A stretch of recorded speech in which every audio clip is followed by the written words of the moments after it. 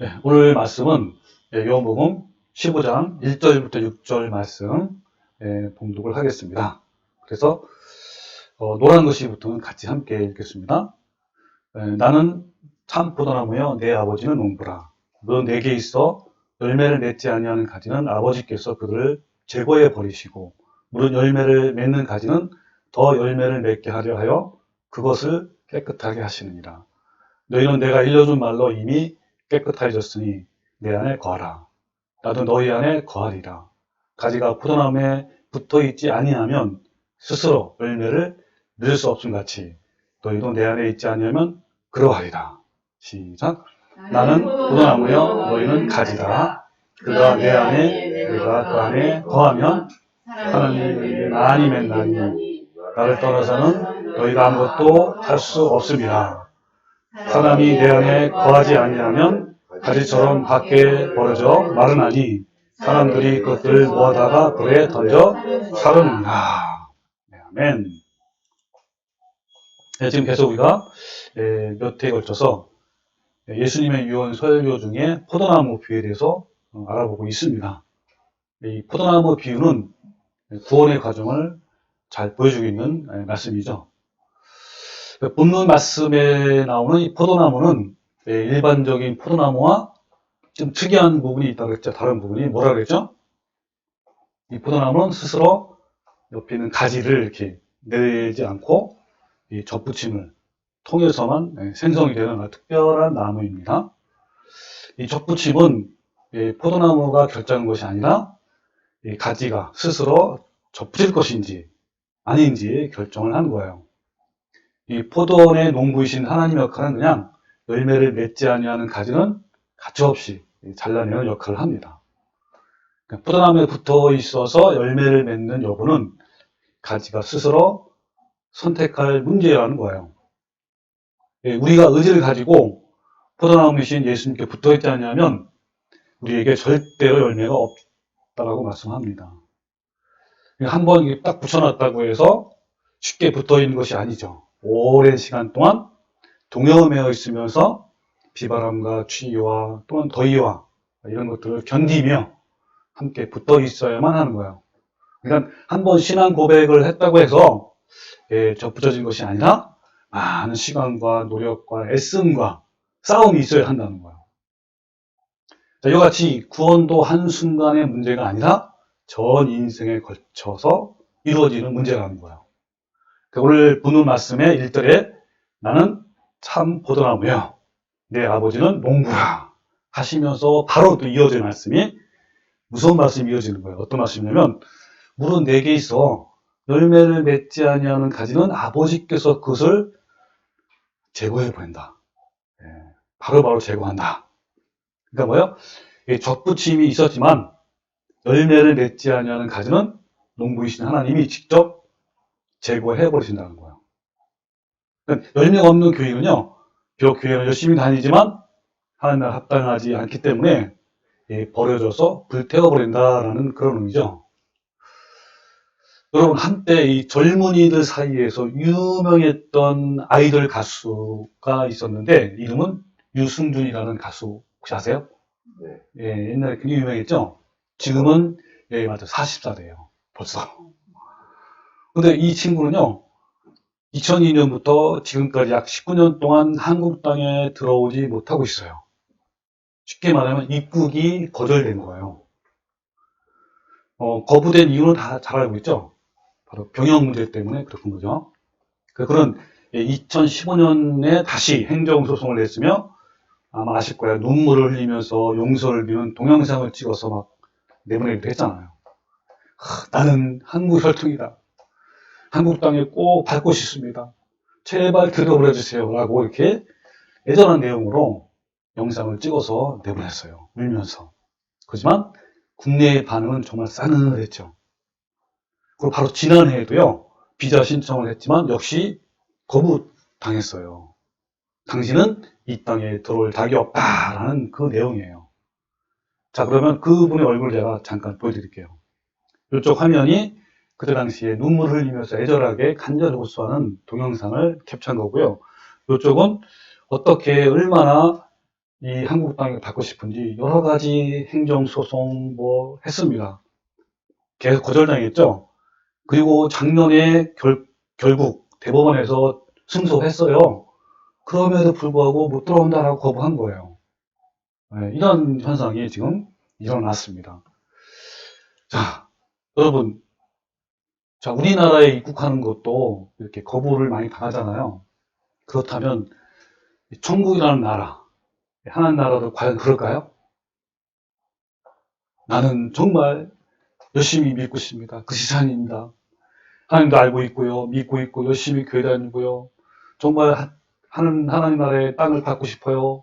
이렇게 아마 라고 간절히 바라는 사람들 중에 입국이 거부된 사람이 있을까요? 없을까요? 그렇죠. 예수님은 많다고 그랬어요.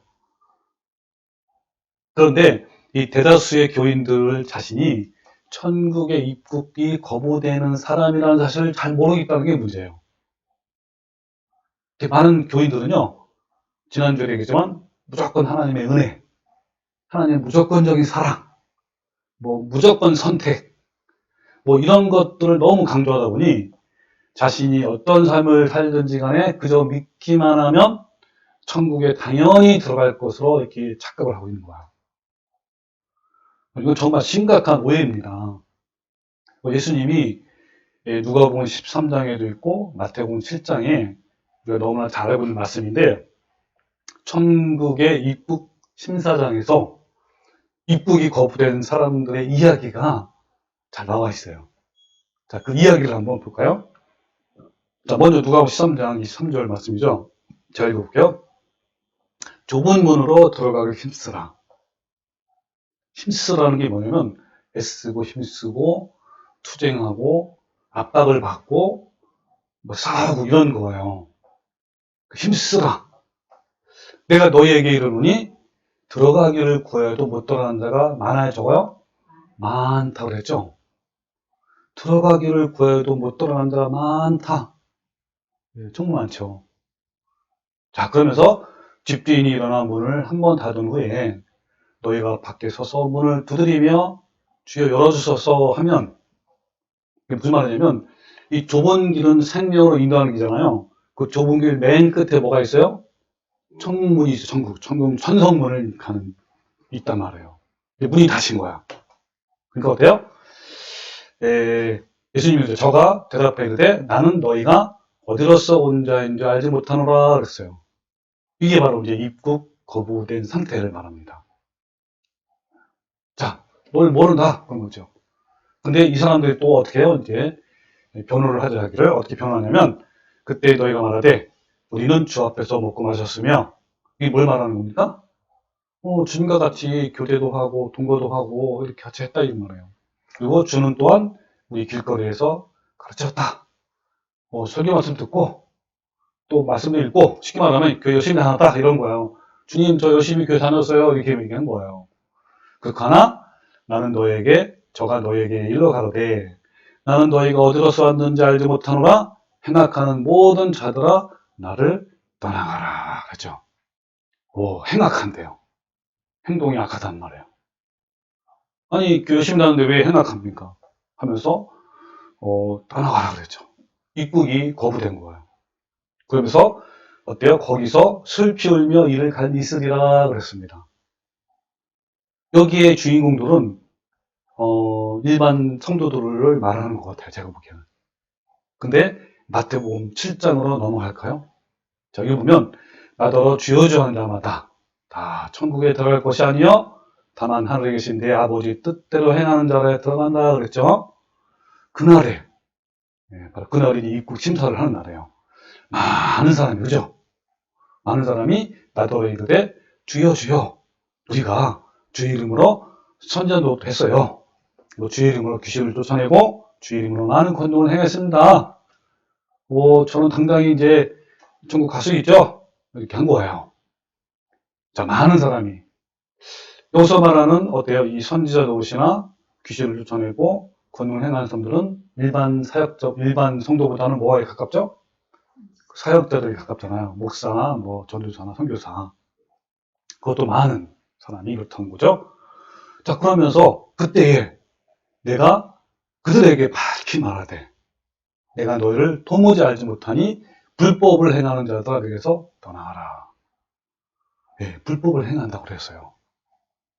자, 얼마나 많습니까? 입국 거부된 사람이 아까 누가복음에는 일반 성도들이고, 그리고 마태복음 7장에는 사역자들이, 그것도 적은 수와 많은 수가 그렇다고 분명히 말합니다. 이들은요, 정말 유명한 하나님의 사역자들이고, 당연히 하나님 나라에 들어갈 자격이 충분하다고 생각하고, 단단하게 입국하려고 했지만, 결국 입국이 거부된 겁니다. 지금. 근데 그 이유가 뭘까요? 성경에 나와 있어요, 바로도. 그 이유는 바로 마태복음 7장, 바로 그 앞절에 뭐라 그래요? 열매 때문이라고 말하고 있어요. 그러니까 천국 입국 거부의 사유는 바로 열매 때문이라고 이렇게 분명하게 말씀하고 있습니다. 자, 한번 볼까요? 마태복음 7장 18절. 자, 좋은 나무가 나쁜 열매를 맺을 수 없고 못된 나무가 아름다운 열매를 맺을 수 없느니라. 아름다운 열매를 맺지 아니하는 나무마다 찢겨 불에 던져지느니라. 이러므로 그들의 열매로 그들을 알리라 하면서 그들이 누구냐? 바로 21절부터 나오는 주인공들이에요. 21절은 뭐예요? 나더러 주여 주여 하는 자마다 다 천국 갈 것이 아니요 하면서 나오죠. 그죠? 네, 그러니까 결국 어때요? 이들이 왜 하나님이 모른다고 그랬다고요? 그렇죠. 열매, 아름다운 열매가 없기 때문에 그런 거다. 그런 사람은 찢겨서 불에 던져진다라고 얘기를 한 거예요. 여러분, 입으로 주여 주여라고 외치고 있지만 그들 속에는 열매가 없다는 것을 내가 정확히 안다. 우리는 모를 수가 있어요. 사람들을 판단할 때 겉의 모습은 거룩하고, 왜냐면 그들과 살지 않잖아요. 또 그들이 혼자 있을 때 은밀하게 뭘 하는지 몰라요. 하나님은 은밀한 것을 심판한다고 했잖아요. 아무도 모르는 것을 하나님 다 아시잖아요. 모른단 말이에요. 그렇지만 하나님은 정확히 안다고 그 뜻이에요. 정확히 안다. 오늘날 이런 교인들이 얼마나 많은지요. 열매를 맺지 못하는 것은 천국에서는 불법이에요. 그러니까 어때요? 열매를 맺지 못하면 천국 입국이 거절당하게 되는 거죠. 참 두려운 말씀이에요. 자, 이 말씀은요, 오늘 본문에 나오는 가지치기와 동일한 말씀이에요. 오늘 본문 말씀에 2절에 물은 내게 있어 붙어 있어 열매를 맺지 아니하는 가지는 하나님께서 그것을 제거해 버리시고 그랬죠. 이 제거해 버리시고가 뭐냐면 원문에 각각 해석하면 분질러서 집어 던지다라는 어떤 센 표현이에요. 격양된 그런 표현입니다. 자, 그러면서 무릇 열매를 맺는 가지는 더 열매를 맺게 하려요. 그것들을 깨끗게 하시느니라. 자, 이것이 바로 오늘 포도나무 비유의 핵심이에요. 그러니까 농부인 하나님께서는 항상 뭘 가지고 다니실까요? 포도나무 비유에서 가위, 자르는 가위를 뭐라면 전정가위. 전정가위를 항상 들고 계세요. 그래가지고 열매를 맺지 못하는 가지마다 싹둑싹둑 잘라내서 버리는 거, 불태우는 거예요. 그러니까 덧붙였지만 열매를 맺지 못하는 가지는 쳐서 밖에 던져 버리는 거죠. 농부가 가지치기를 하는 이유는 왜 가지치기 합니까? 열매를 맺지 못하는 쓸모없는 가지를 잘라버려야만 어때요? 진액 있잖아요, 양분. 이런 것들이 손실을 막을 수 있어요. 그러니까 가지치기를 하는 이유는 진액의 손실을 막아서 잘 맺는 가지가 더 많이 맺을 수 있도록 그쪽으로 더 진액을 공급하기 위해서 이렇게 한 거죠. 이게 아버지 마음이고요. 사실 농부의 마음인 거예요. 그러니까 가지인 우리가 해야 할 일은 정말 붙어있기를 하는 거예요. 네. 열매를 맺는 몫은 우리가 아닙니다. 물은 붙어있기만 하면 되는 거예요. 이것이 우리 가지의 몫이에요. 가지가 나무에 붙어있기만 하면 포도나무는 하나님의 신의 성품을 가지도록 공급해줘요, 우리에게. 붙어있는 자는 누구에게나 공급하십니다. 그러면 가지는 열매를 맺는데 그 열매가 무슨 열매예요? 성령 열매로 맺는 거야, 이렇게 성령 열매. 그러니까 만약 짓기에 실패한다면 결코 열매를 낼 수 없죠. 그 열매를 맺지 못하는 가지는 농부는 가차없이 가지치기를 합니다. 그러니까 접붙이기가 중요한 거예요. 그럼 이 접붙이기는 왜 실패할까요? 이유는 뭘까요? 접붙이기에서는 세 가지 단계가 지난번에 봤는데 있어요. 그죠? 일반적으로 이렇게 나무에 붙이는 방법은 가지를 잘라내고 홈을 판 다음에 끈을 단단히 묶잖아요. 그 그림을 제가 지난번에 보여드렸죠. 그죠? 예, 바로 요 모양입니다. 요 그림이요. 예, 대목이 예수님, 그리고 접수, 이 가지죠. 성도를 상징하는 이런 모양이 지금 완벽하게 잘 붙여야만 되는 것이 바로 접붙이기예요. 그러니까 이 세 가지 과정을 또 간단히 다시 한번 설명드리면, 먼저 이 살아있는 대목, 원나무를 반으로 쪼개잖아요. 뭘 표현한다 그랬죠? 뭘 상징한다 그랬죠? 그렇죠. 예수님이죠. 그러니까 접붙이기에서 먼저 예수님이 십자가에 죽으시는 거예요. 자신의 생명을 쪼개서 자신의 피를 흘려주는 걸 말합니다. 자, 근데 이 부분에 대해서는 전혀 이상이 없어요. 이미 완벽하게 준비되었어요, 안 되었어요? 준비되었어요, 예수님은 다, 이미. 두 번째, 이제 가지는 어때요? 어떤 걸 준비해야 됩니까? 예, 마찬가지로 자신도 피를 도려내야 하는 거예요. 그러니까, 우리도 어때요? 생사를 도려내는 아픔이 있는 거죠? 그러니까, 우리 자신도 옛사람의 껍질을 벗겨내서 자기를 부인하고 자기 십자가를 지고 날마다 죽어야만 하는 거예요. 자, 이것이 바로 가지가 해야 할 과정이에요. 세 번째는 뭐야? 그러나서 이 대목과 접수의 형성증을 밀착시켜서 어떻게 끈으로 동여매잖아요. 그래서 오랜 시간 동안에 이렇게 동여매였어야 합니다. 동여맬 때 우리 힘이 아니라 성령의 도우심으로, 우리 믿음으로 또 동여매어 있는 거야. 꽉 잡고 있어야 돼. 그리고 오랜 시간이 지나면 접붙임이 성공하게 되는 거죠. 자, 그래서 전체 과정에서 세 가지 과정이요. 대부분 실패하는 부분은요, 두 번째와 세 번째죠. 여기서만 실패를 한단 말이에요. 그러니까 참 포도나무이신 예수님은 뭐 전혀 문제 없잖아요. 그냥 가지가 어때요? 접붙이기만 하면 공급해줄 진액이 충분해요? 모자라요? 충분해요. 예수님이 그래서 이렇게 말씀하신 거예요. 뭐라 그러냐면, 누든지 목마르거든 내게 와서 마셔라. 나를 믿는 자는 그 속에서 생수가 넘치리라. 또 하나님이 세상을 이처럼 사랑하사 독생자를 주셨으니 이는 저를 믿는 자마다 영생을 얻는다. 이렇게 한 거예요. 문제가 없어요. 대목은 뭐예요? 붙어있기를 원하는 누구에게나 그냥 뭐 다 공급해줘요. 문제는 이제 가지라는 거예요. 가지.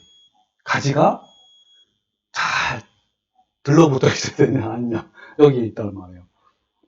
그 형성층이 맞지 않는 경우나, 딱 맞아야 돼, 형성층이 서로 맞아야 되고, 또 느슨하게 묶여있는 경우에는 실패해요. 그러니까 문제는 바로 느슨하고 어설프게 붙여있기 때문인 거예요.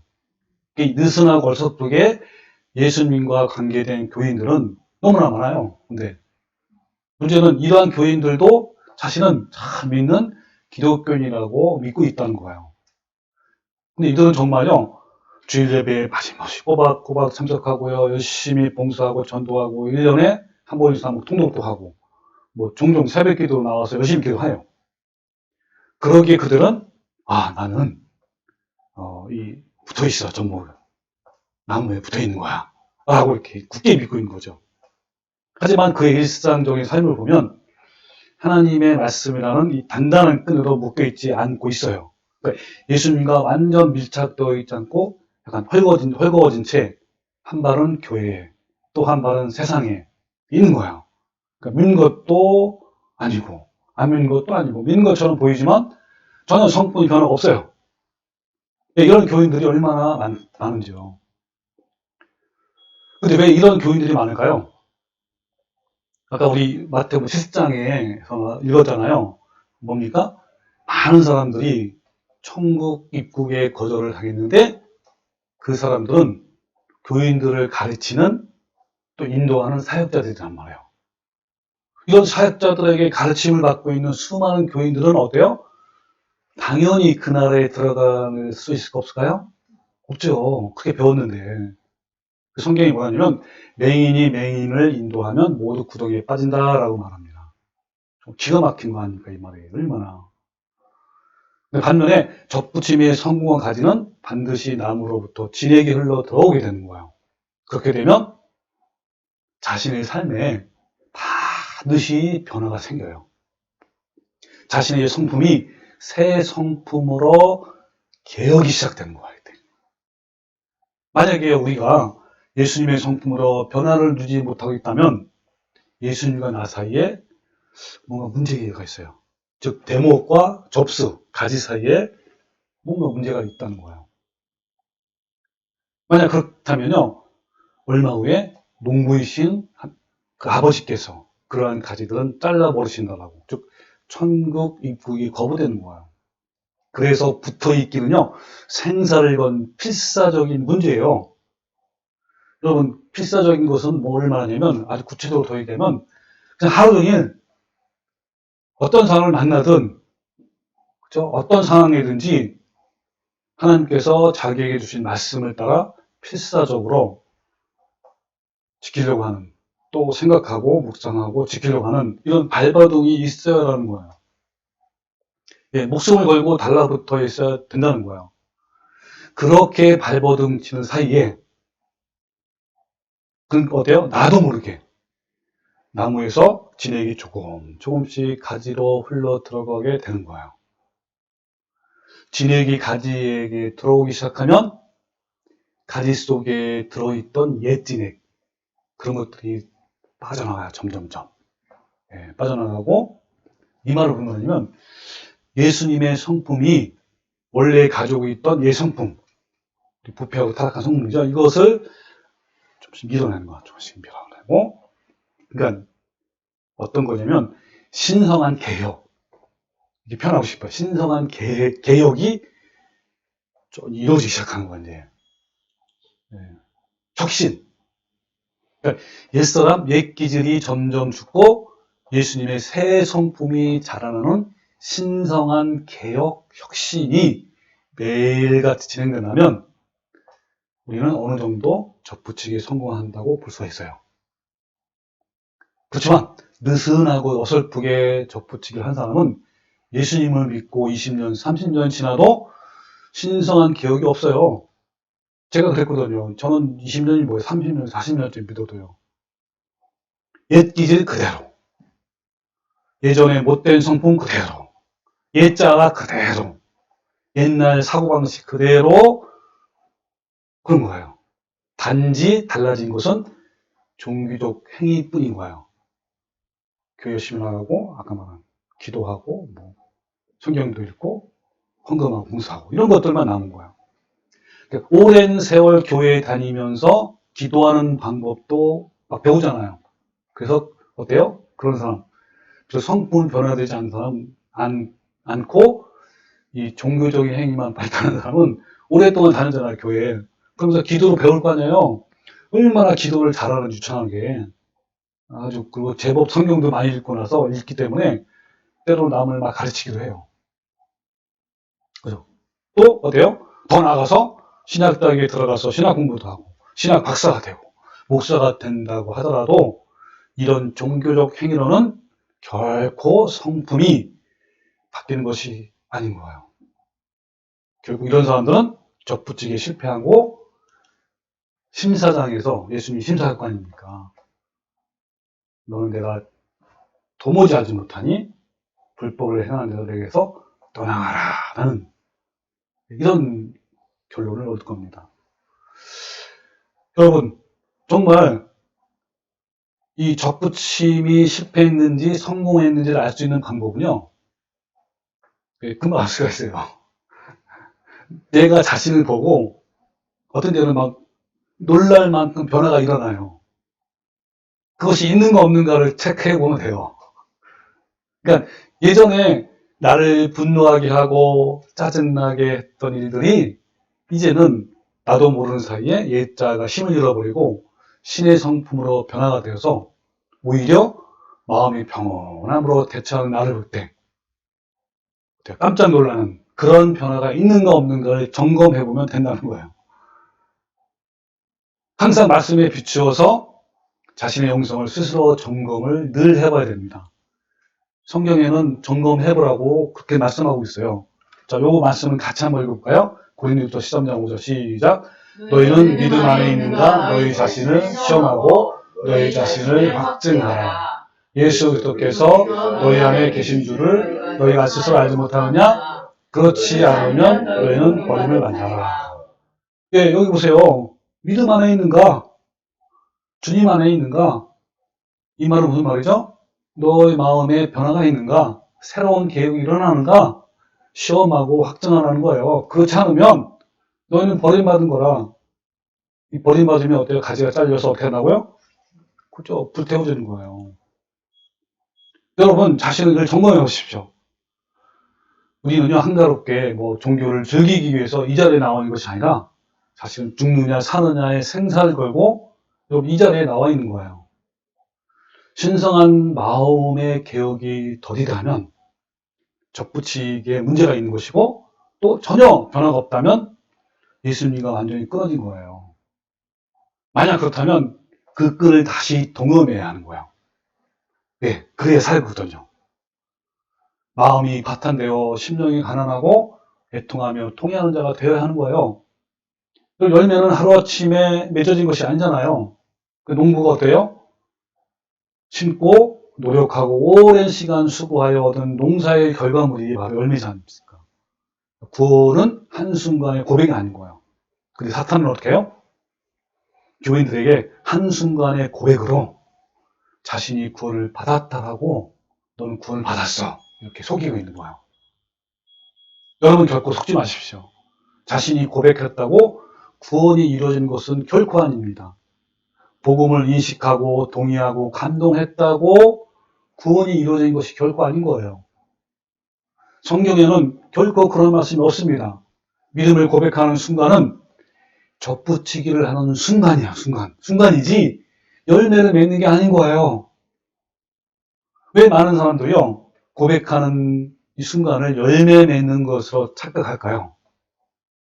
이 비유 말씀 보고 바로 요한복음 15장 3절에 있는 말씀 뭐냐면 너희는 내가 일러준 말로 이미 깨끗해졌으니 라는 말씀을 잘못 이해를 하고 있어요. 그러니까 이 말씀은 뭡니까? 지금 방금 읽은 말씀은 열매를 맺었다는 뜻이에요? 아니면 안 맺었다는 뜻이에요? 아직은 안 맺죠, 그죠? 이미 깨끗해진 것은 열매를 맺은 게 아니란 말이에요.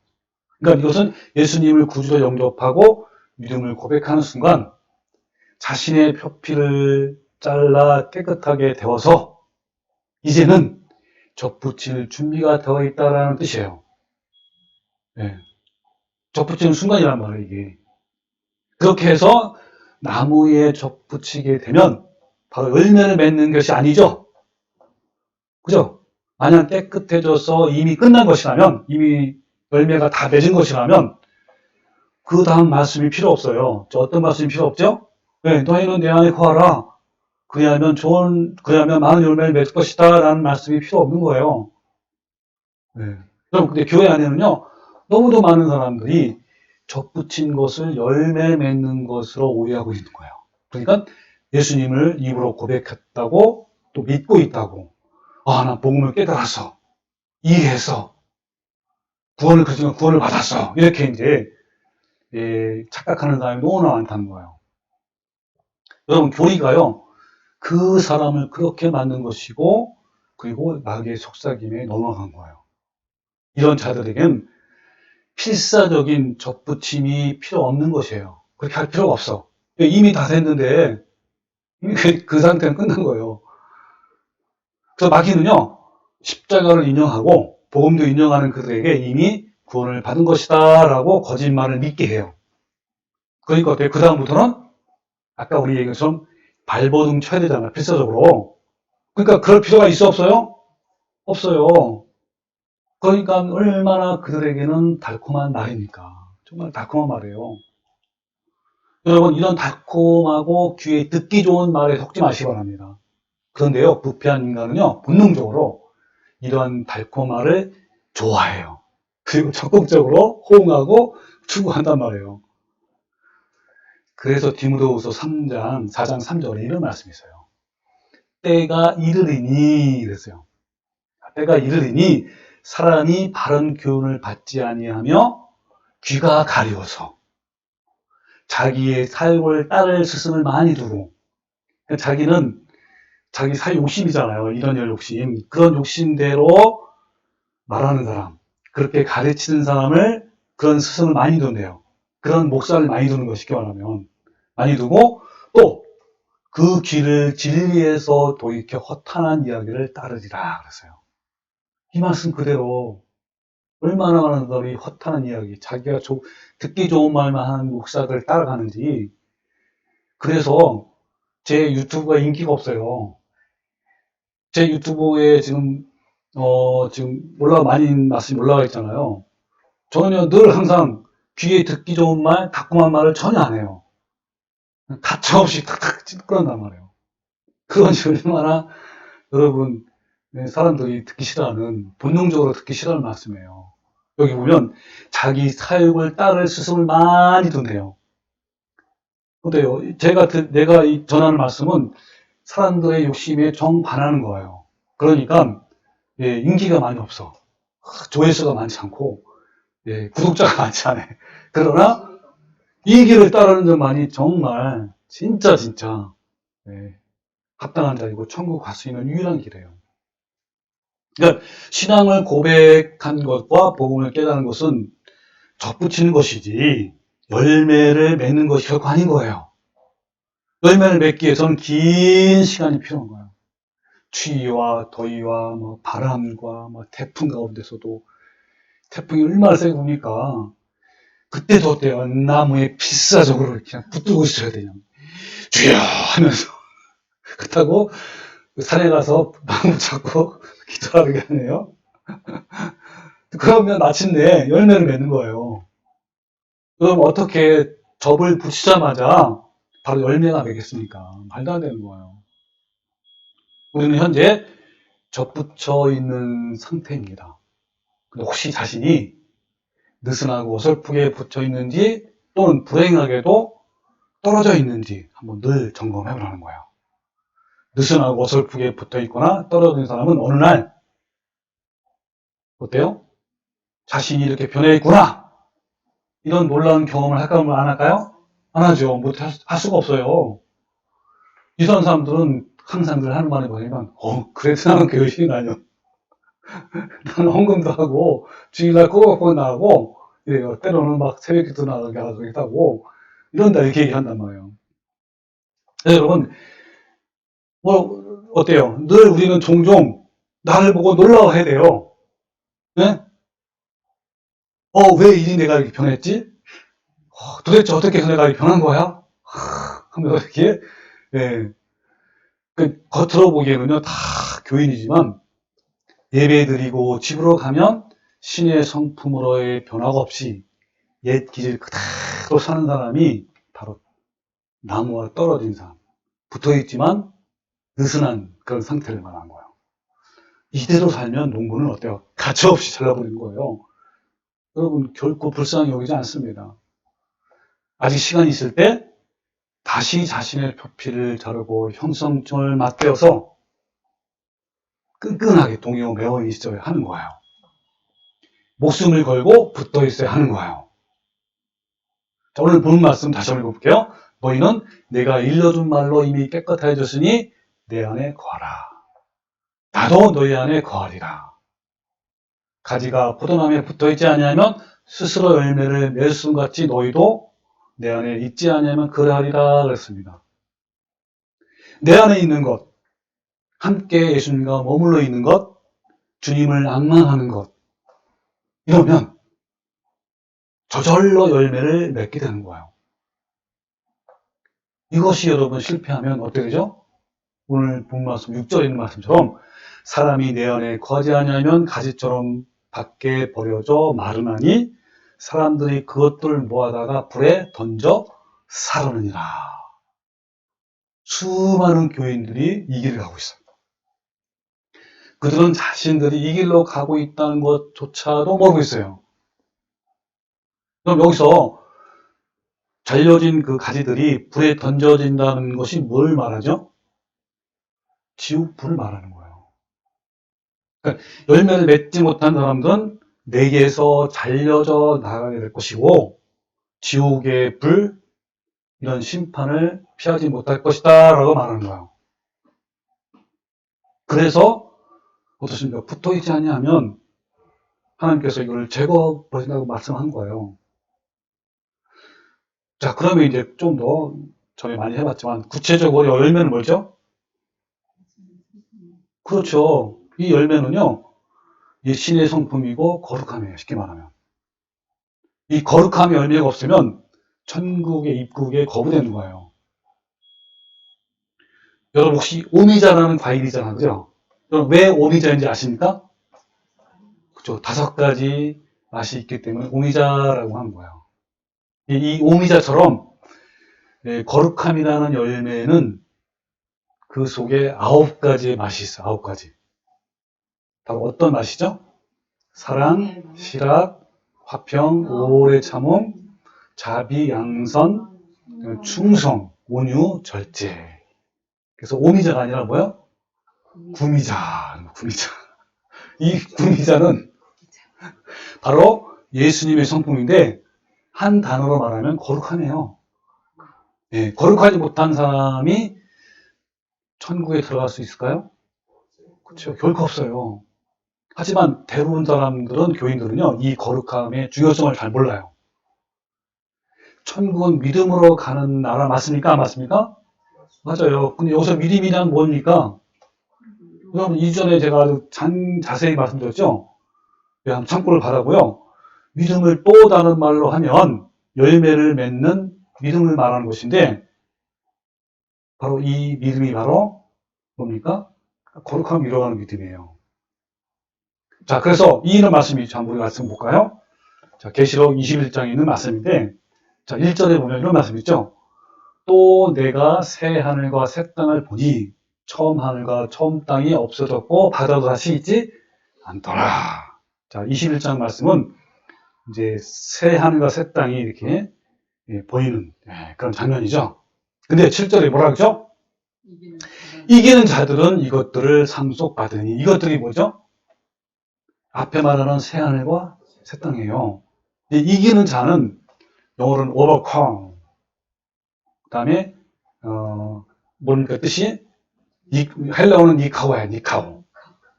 정복하는 사람, 지금 뭡니까? 자신의 옛 기질을 정복한 사람이에요.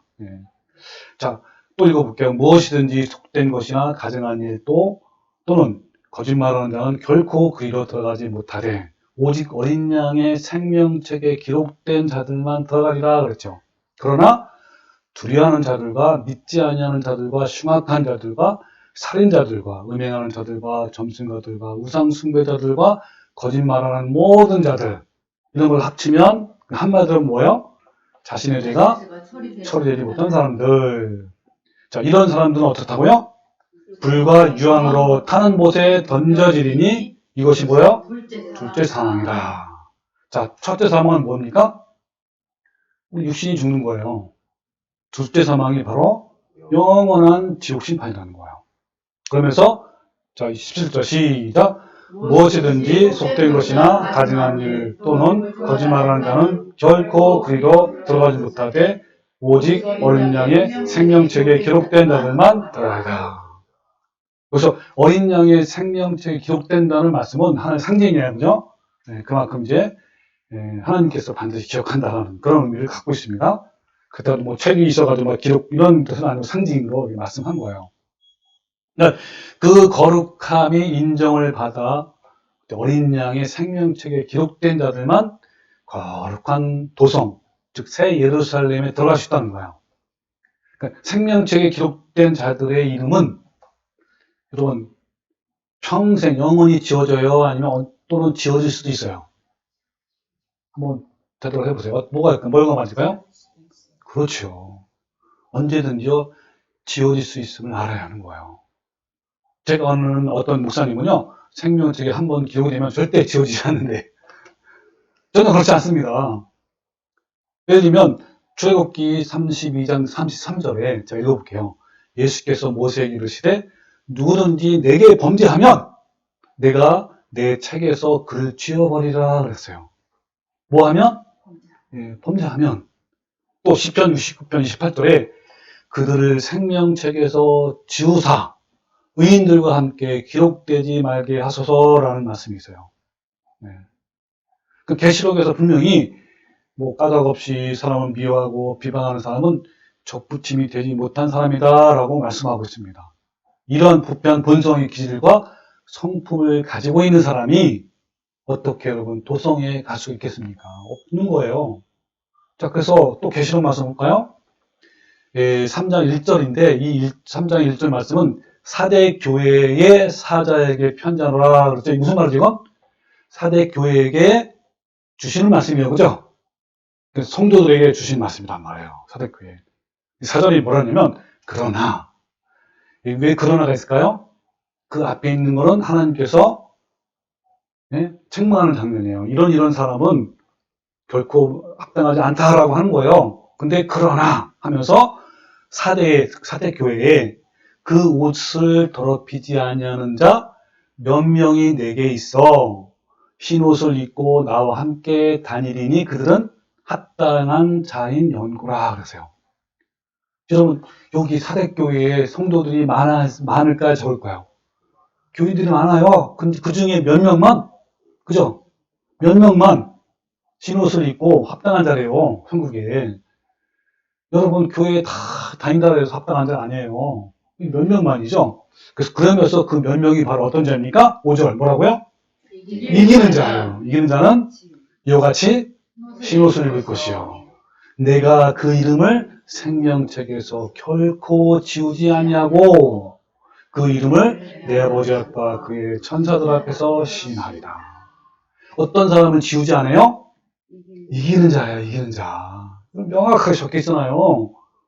여러분 그냥 무조건 그냥 한번 기록되면 안 지워집니까? 아니라는 거예요. 흰 옷 입은 자, 성도로서 합당한 삶을 사는 자, 정결하고 깨끗한 삶을 사는 자, 이런 사람은 생명체가 결코 지우지 않습니다. 근데 반면에 새롭게 변화되지 않는 삶을 살면 그를 생명체에서 지우겠다는 거예요. 자기 좋은 것만 믿고 싫은 것은 거부하는 이 반쪽짜리 성경을 믿는 사람은 진정한 가지가 아니라는 거예요. 또 강조하자면요. 그들이 오해하는 것 중 하나는 신앙 고백을 하고 주일마다 형식적인 회개의 기도를 했다고 그러면서 자신은 거룩하게 되었다라는 거예요. 그들은 신앙 고백을 거룩하신 하나님께 들었기 때문에 나는 추하고 더럽게 살아도 그 하나님 공로로 나는 저절로 거룩하게 되었다라고 이렇게 이야기를 하는 거예요. 이는 매우 심각한 오해입니다. 하나님께서는 우리가 범죄하면 생명책에서 지워버리신다는 분이 하나님이잖아요. 우리가 거룩하지 못하면 하나님께서는 어때요? 오늘 본 말씀에서 전정과의로 싹둑싹둑 잘라버리겠다고 분명히 말씀을 합니다. 여러분 이러한 오해가 영원한 사망으로 이어질 수 있는 거예요. 이들이 오해하는 이유는 바로 그들이 반쪽짜리 성경, 반쪽짜리 복음과 믿음을 가졌기 때문에 그런 거예요. 자, 그 반쪽짜리 믿음이 바로 이런 겁니다. 예레미야 11장 44절에 나는 여호와 너희 하나님이라 그러죠. 그럼 뭐라 그러세요? 내가 거룩하니 내가 누구죠? 그렇죠. 하나님이 거룩하다. 자, 이 부분이 바로 반쪽짜리예요. 그러니까 이 사람들은요, 이것만 받아들이는 거예요. 뭐 하나님이 거룩하니까 나도 거룩하다라고 한 거예요. 그 하나님 거룩한 하나님을 내가 믿으니까 이게 아닌 거예요. 그 뒤에 뭐라 그랬죠?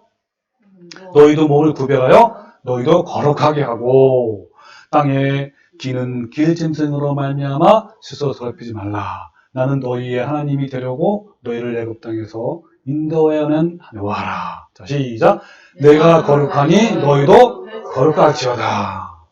이 부분을 등한시하는 거예요. 거룩하라고 그러잖아요. 자, 여기 또 19장 2절 시작. 너는 이스라엘 자손 온 회중에게 말하리라.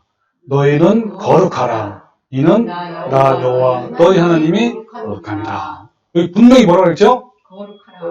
거룩하라 그랬어요. 여러분 예레미야 레위기서 19장 2절 말씀인데 이 다음 구절에 아주 구체적으로 또 말씀해 줬어요. 자, 너희가 거룩하라 했는데 어떻게 하면 거룩한 것인가? 자, 굉장히 길게 말씀하셨는데 내가 간략하게 이제 소개했습니다. 자, 3절부터 거룩하게 된 것은 첫 번째 뭐예요? 부모를 경외하라. 그러니까 부모를 거역하고 반항하는 자가 어찌 거룩할 수 있느냐라고 하는 거예요. 두 번째는 헛된 것들에게 향하지 말라. 그게 뭐예요? 마음이 세속을 향하여 있는 그 사람이 어떻게 거룩하다 할 수 있겠는가 이렇게 말하는 거예요. 그 다음에 곡식이나 포도 열매를 거둘 때 가난한 사람과 나그네를 위하여 남겨두라. 그러니까 구제하라, 도와줘라 하는 거예요. 네 번째는 자비한 사람이 되라. 불쌍히 여기는 사람, 사랑을 실천하는 사람 되라는 거죠. 다섯 번째는 도둑질, 거짓말, 거짓 맹세하지 말라. 그 다음에 이웃을 억압하거나 착취하거나 풍싹을 늦게 주거나 귀먹은 자를 초지하지 말라. 그 다음에 재판할 때 공의롭게 하라. 또 미워하지 말고 원수를 사랑하라. 그 다음에 성적인 범죄를 저지르지 말라. 그 다음에 유행을 따라 살지 말라. 그 다음에 사회적인 도덕과 윤리를 지켜라. 또 나그네를 업신여기지 말라. 마지막으로 공평한 저울과 추를 사용하라. 이 13번에는 농부가한테 말씀해요. 네, 절대로 남을 팔 때 속에 팔지 말라. 라는 거예요. 네, 다. 예, 맞아요. 다예요. 그러니까 이 성경의 거룩은 헬러로는 하기야조, 그 다음에 히브리어는 카도시라고 해요. 이 두 가지 동시에 비슷한 의미인데 하나는 영어로는 카트, 잘라내다. 또 다른 말하면 구별하다. 이런 뜻입니다. 그러니까 속된 것으로부터 자기를 구별하는 거예요. 그러니까 세속적인 것, 비윤리적인 것, 비도덕적인 것, 비양심적인 것, 그다음에 악한 것, 속이는 것, 거짓말하는 것, 이런 모든 나쁜 행동들로부터 자신을 막 잘라내고 구별해가는 거예요. 그 말씀이 여러분 베드로전서 1장 말씀에 좀 더 자세히 잘 나타나 있습니다. 볼까요? 우리가 잘 아는 말씀이에요. 자, 베드로 1장 14절에 너희가 순종하는 자식처럼 전에 알지 못할 때에 따르던 너희 사역을 본받지 말고 오직 너희를 부르신 거룩한 이처럼 너희도 모든 행실에 거룩한 자가 되라. 기록되었으되 내가 거룩하니 너희도 거룩할지어다. 자, 이 말씀은 바로 아까 레위기서 있는 말씀이죠. 네. 자, 이렇게 하라는 거예요. 여러분, 이런 거룩함에 대해서 우리 신학자 에이든 토저라는 목사가 아주 이렇게 말씀하고 있어요. 한번 읽어드릴게요. 성경을 부지런히 진지하게 연구하는 자는 개인의 거룩에 관한 문제는 하나님께 매우 중요하다라는 사실을 접하게 된다. 베드로는 분명히 두 가지 중요한 사실에 근거하여 본문, 즉 여기서 본문은 뭐냐면 베드로후서 1장 4절부터 10절 말씀이에요. 이 권면을 하고 있습니다. 첫째, 거룩은 하나님의 성품이며 둘째, 거룩한 하나님의 명령입니다. 형제들이여, 거룩의 문제가 하나님께 매우 중요합니다. 이 거룩한, holy이라는 단어는 성경에서 천사들의 성품, 하나님의 특성, 하나님의 성품을 묘사하는 데 사용되고 있습니다. 성경은 하늘에 대하여 부정한 것이 절대 들어갈 수 없는 거룩한 곳이라고 말합니다. 성경은 하나님을 거룩한 성령, 거룩한 주님, 거룩한 하나님이라고 기술하고 있습니다. 성경에서 거룩은 도덕적 완전함, 곧 실제적으로 친절하고 긍휼하고 순결하고 도덕적으로 무음하고 또 경건을 포함하는 적극적인 속성을 의미합니다라고 이 토저 목사님이 아주 자세하게 말씀하고 있어요. 자, 한번 베드로서 1장 4절 말씀. 이 토저 목사님이 이 말씀 가지고 이제 이렇게 말씀한 거란 말이에요. 자, 4절에 보면 이로써 그 보배롭고 지극히 큰 약속을 우리에게 주사 이 약속으로 말미암아 너희가 정욕 때문에 세상에서 썩어질 것을 피하여 신성한 성품에 참여하는 자가 되게 하려 하심이라 그랬죠. 이것이 뭡니까? 포도나무에 접붙이기를 하는 것을 말합니다. 그죠? 그 다음에 5절 그러므로. 자, 이때부터는 뭡니까? 포도나무의 진액이 막 건너와요. 그러니까 건너오니까 뭐가 되는 거야? 열매를 맺기 시작하는 거죠. 너희가 더욱 힘써. 자, 어떤 열매입니까? 믿음의 덕을, 덕의 지식을, 지식의 절제를, 절제의 인내를, 인내의 경건을, 경건의 형제 우애를, 형제 우애의 사랑을 더하라. 자, 이같이 하면, 즉 신의 성품의 열매를 맺어가면 그런 뜻이죠. 우리 주 곧 구주 예수 그리스도의 영원한 나라에 들어감을 넉넉히 너희에게 주시라. 자, 어떤 사람에게 주신다고요? 그렇죠. 이런 열매를 맺는 사람들을 그렇게 넉넉히 들어간단 말이에요. 그러니까 결론은 우리의 몫이에요. 그러니까 예수님은 포도나무이시고 아버지는 가위를 들고 있는 농부이신 거예요. 그리고 우리는 필사적으로 접붙여야 할 가지인 거예요. 이게 우리 정체성이에요. 여러분, 우리는 가지로서 어떤 질문을 해냅니까? 이런 질문을 항상 해보십시오. 왜 나는 혹시 변하는가 변하지 않는가? 늘 점검하는 거예요. 나는 얘 성품이 그대로 있는가 없는가? 만약에 내가 얘 성품이 그대로 있다면 이렇게 질문하는 거예요. 왜 나는 얘 기질이 그대로 살아 꿈틀거리는가? 스스로 질문을 던지는 거예요. 그래서 그러면 어때요? 이 오늘 본 말씀, 6절에 있는 말씀처럼 사람이 내 안에 거하지 아니하면 가지처럼 밖에 버려 말라지나니 사람들이 그것들을 모아다가 불에 던져 사느니라. 이 말씀을 묵상하는 거예요. 그러면서 늘 점검하는 거예요. 여러분 어떻게 살겠습니까? 필사적인 접붙임을 시도하십시오. 혹시 내 속에 속사람이 새로운 개혁으로 스스로 놀라는 일이 없다면 나의 접붙임에 문제가 있는 거예요. 여러분 점검은요 살아있는 동안에만 할 수 있는 거예요.